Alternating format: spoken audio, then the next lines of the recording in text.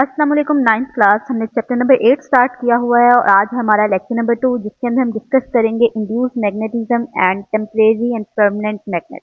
तो चलें स्टार्ट करते हैं। इंड्यूस मैग्नेटिज्म हम पहले पढ़ चुके हैं। मैग्नेटिज्म क्या होता है कि एक ऐसी फोर्स होती है जो किसी भी मैग्नेटिक ऑब्जेक्ट को थोड़ी डिस्टेंस से अपनी तरफ अट्रैक्ट कर सके, उसे हम मैग्नेटिज्म बोलते हैं। बट इसके साथ एक न्यू वर्ड आया है, इंड्यूस। इंड्यूस का बेटा मतलब क्या होता है? इंड्यूस का मतलब होता है किसी भी चीज को अपने मुताबिक करना, अपनी मर्जी से उस चीज को अपने जैसा जैसा आप चाहते हैं वैसा बना देना, उसको कहते हैं इंड्यूस करना। ठीक है, आप किसी भी चीज को अगर अपने मुताबिक बना रहे हैं तो हम कहेंगे कि आपने इसको इंड्यूस किया। ओके, अब सबसे पहले हम देखते हैं लिखा हुआ क्या है।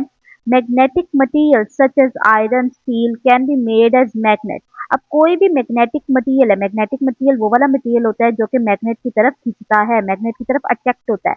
कोई भी मैग्नेटिक मटेरियल जैसा कि आयरन हो गया, स्टील हो गया, उसको हम मैग्नेट भी बना सकते हैं। ठीक है, अब यहाँ पे क्या लिखा हुआ है, कोई भी मैग्नेटिक मटेरियल जो असल में क्या था, मैग्नेटिक मटेरियल था, उसे हमने क्या किया, उसे हम मैग्नेट बना सकते हैं, यानी कि अपनी मर्जी से बना सकते हैं, यानी कि उस मटेरियल को, आयरन और स्टील को इंड्यूस कर सकते हैं, मैग्नेट बन जाए वो। ठीक है, इंड्यूस करके हम उसको मैग्नेट बनाएंगे। इंड्यूस का मतलब ये भी होता है ना कि हमने उसको जबरदस्ती बनाया, इसमें भी तो हम जबरदस्ती बनाएंगे ना उसको, मैग्नेट बना सकते हैं। This is known as magnetisation.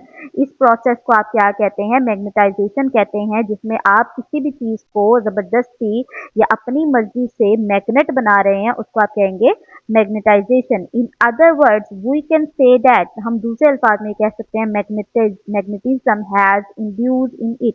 हम ये कह सकते हैं कि दूसरे लफ्जों में कि जो आयरन और स्टील है इसके अंदर हमने मैग्नेटिज्म इंड्यूस की है, यानी कि इसके अंदर हमने जबरदस्ती ये वाली प्रॉपर्टी लाई है। नेक्स्ट लाइन को आप कट कर दें, आगे आ जाते हैं एक्टिविटी 3। इसके अंदर फर्स्ट लाइन को आप कट करें, यहां से स्टार्ट करेंगे हम। Take a magnetic compass. आपने एक मैग्नेटिक कंपस ले ली, put it on a table and see which end of its needle point north. The north pole of the needle is usually colour red. जो north pole होता है वो needle का, वो हमेशा रेड कलर का होता है। मैंने आपको शुरू में भी एक बात बताई थी इस लेक्चर में कि जो नॉर्थ कलर होता है, नॉर्थ होता है वो हमेशा रेड कलर का होता है। इसी तरीके से अगर इस कंपस के ऊपर आप देखें तो ये जो रेड कलर है ये कौन सा है? नॉर्थ। और साउथ कौन सा कलर होता है? ब्लू कलर का हमेशा साउथ होता है। तो यानी कि ये जो ब्लू कलर है ये कौन सा है? साउथ कलर है। ठीक है, अब क्या किया आपने, मैग्नेटिक कंपस को एक टेबल के ऊपर रखा और उसके बाद देखा कि इसकी जो नीडल है वो किस डायरेक्शन में है।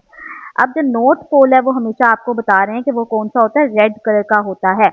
अब हमारा एक्सपेरिमेंट नंबर 2 से स्टार्ट हो रहा है। असल में place a bar magnet on the table. आपने क्या रखा, एक बार मैग्नेट को एक टेबल के ऊपर रखा, उसी टेबल के ऊपर रखा जहां पे ये वाली कंपस पड़ी हुई थी।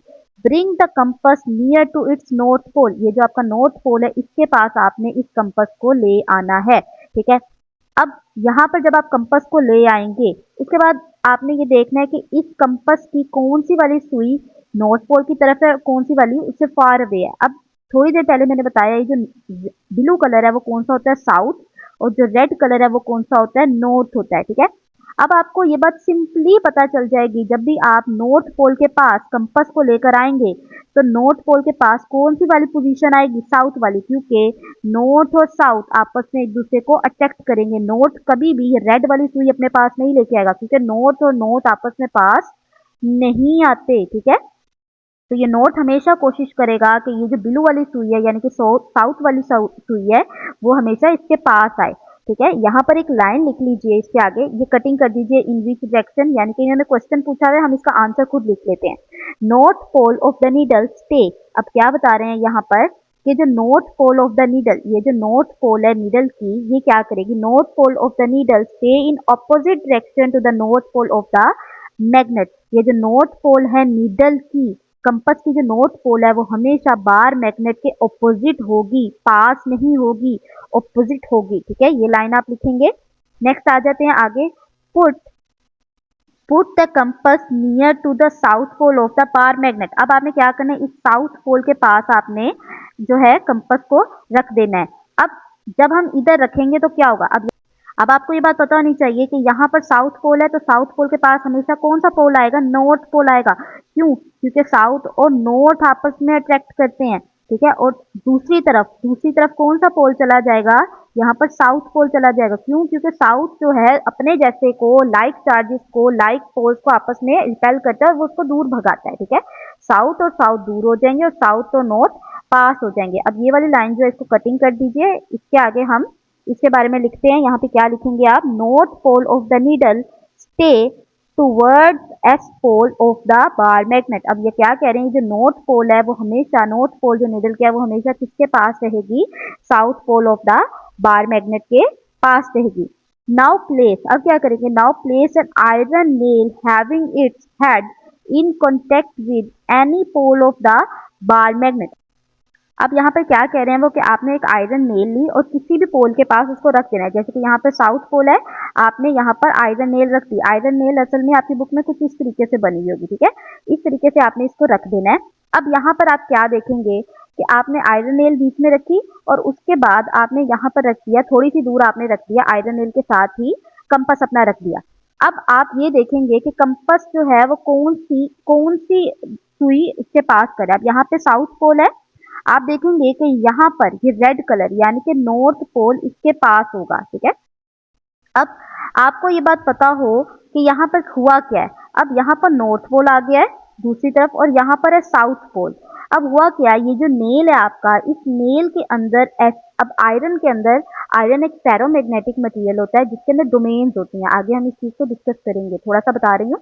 इसके अंदर डोमेन्स होती हैं जो कि आपस, अगर आप मैग्नेट उसके पास रखो तो वो डोमेन्स आपस में अपने आप को अरेंज कर लेती हैं, नॉर्थ एंड साउथ पोल बना लेती हैं, ठीक है। अब जैसे कि यहाँ पर क्या है, यहाँ पर साउथ पोल है तो ये डोमेन्स आपस में अपने आप को अरेंज करेंगी और साउथ के पास जो है हमेशा नॉर्थ पोल बन जाएगा। इस आयरन के अंदर साउथ के पास हमेशा नॉर्थ पोल बन जाएगा और इस साउथ से दूर क्या बन जाएगा, साउथ पोल बन जाएगा। यानी कि अभी क्या हुआ है, अभी ये जो हमारे पास बना है, ये जो हमारे पास आयरन था, आयरन की नेल थी, ये भी क्या बन गई, मैग्नेट बन गई है। हुआ क्या, ये जो हमारे पास साउथ पोल था उसने इस नेल को, इस जो हमारे पास आयरन नेल था इसको इंड्यूस किया, इसको अपने मुताबिक करने की कोशिश की, उसको जबरदस्ती करके वो वहां पर क्या कर दे, नॉर्थ पोल की डोमेन्स को इकट्ठा कर ले, ठीक है। अब साउथ पोल के पास वाला जो हिस्सा होगा नेल का वो हो जाएगा नॉर्थ पोल और जो साउथ पोल के दूर वाला हिस्सा होगा वो हो जाएगा साउथ पोल।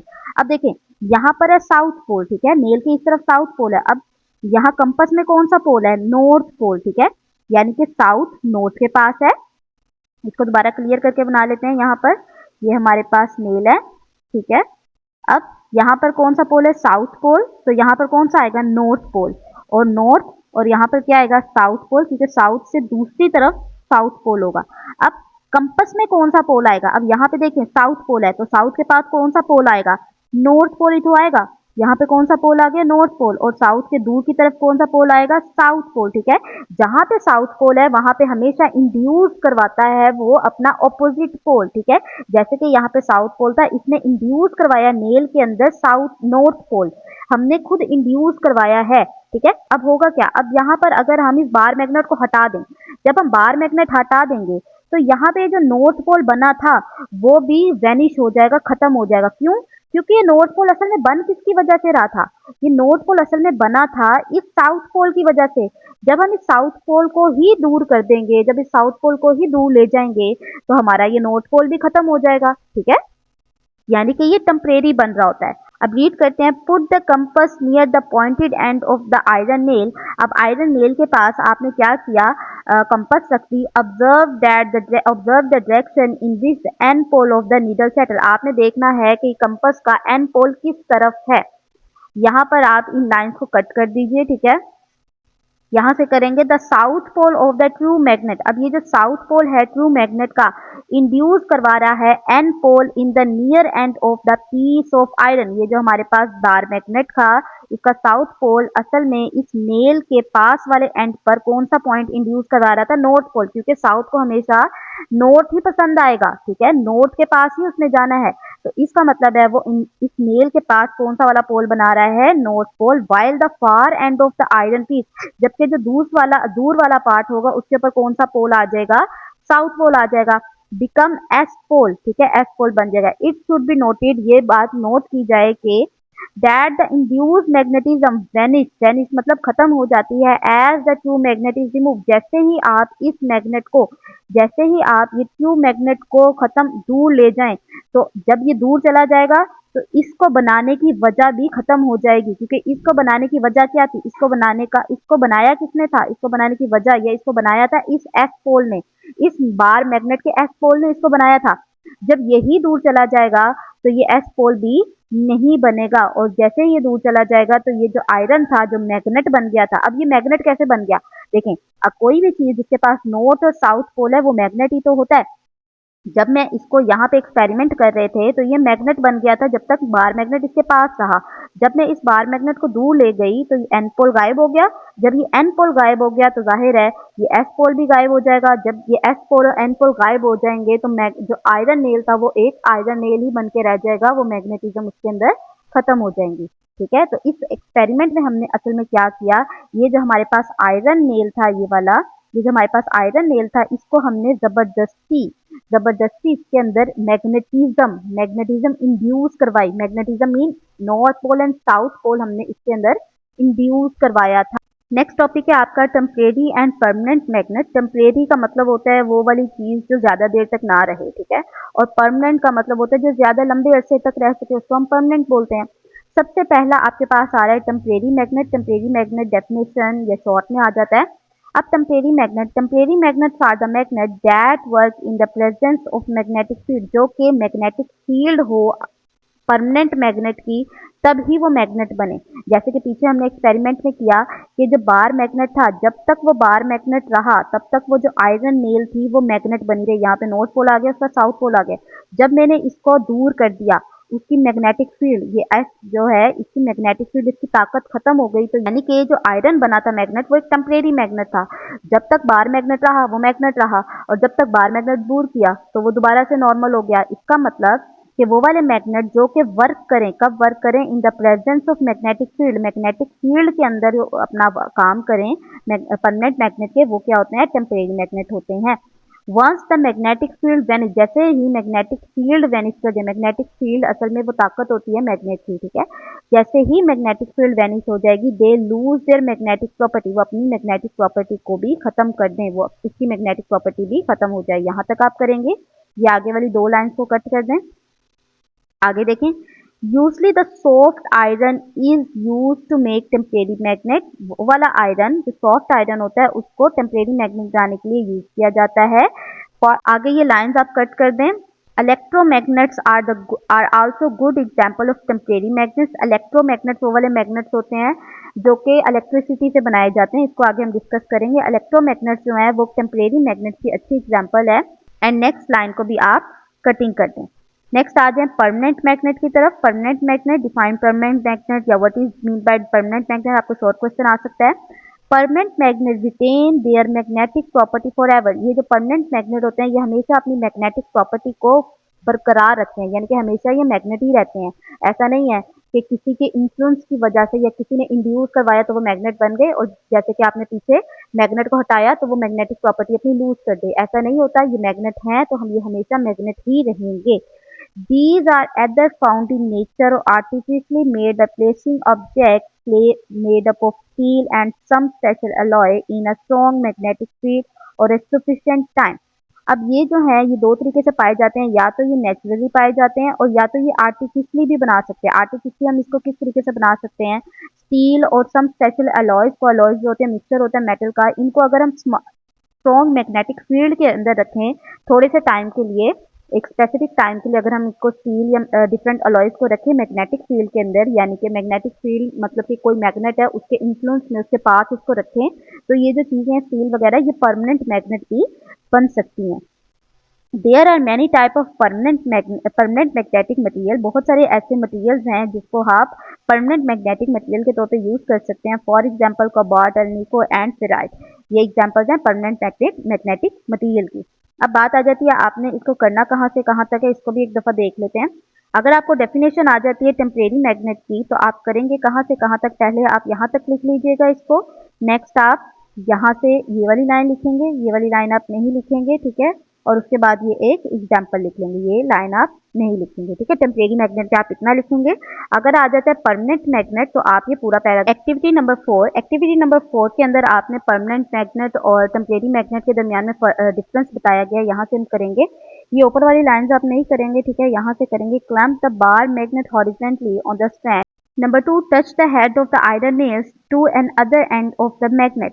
अब आपने यहाँ पे क्या करना है, एक आयरन नेल लेनी है और उसको किसी भी साइड से, किसी भी पोल से आपने उसको अटैच कर देना है। अब होगा क्या, it will attract and stick to the magnet. अब यहाँ पर होगा क्या, ये जो पोल है इसके साथ ही आयरन नेल जाकर अटैच हो जाएगी। Touch an other iron nail to the lower end of the first one.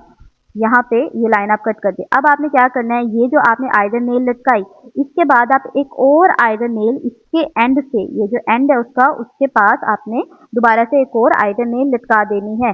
अब आप देखें क्या ये ऐसे चिपकेगी या नहीं चिपकेगी। यस इट विल, ये इस तरीके से लटकना स्टार्ट हो जाएगी। क्यों लटकना स्टार्ट हो जाएगी, अब देखें यहाँ पे हो रही है इंड्यूस मैग्नेटिज्म। इंड्यूस मैग्नेटिज्म हमने पीछे पढ़ी थी। यहाँ पर हुआ क्या है, आपने इंड्यूस मैग्नेटिज्म पढ़ी, यहाँ पर है साउथ पोल। साउथ पोल के पास यहाँ पर ये जो यहाँ पर ये जो पॉइंट अट्रैक्ट हो रहा है, हेड उसका, हेड नेल का हेड जो अट्रैक्ट हो रहा है, इसका मतलब है जहाँ पे अट्रैक्शन हो रही है वहां पे साउथ का ऑपोजिट पोल होगा। मीन्स टू से ये हेड है जो इसका, इधर कौन सा पोल होगा, यहाँ पर नॉर्थ पोल होगा। इसी तरीके से इसका जो लास्ट पॉइंट होगा ये वाला, ये कौन सा पोल होगा, ये होगा साउथ पोल। अब ये तो बन गई, ये फर्स्ट जो हमने नेल लटकाई थी ये बन गई थी मैग्नेट।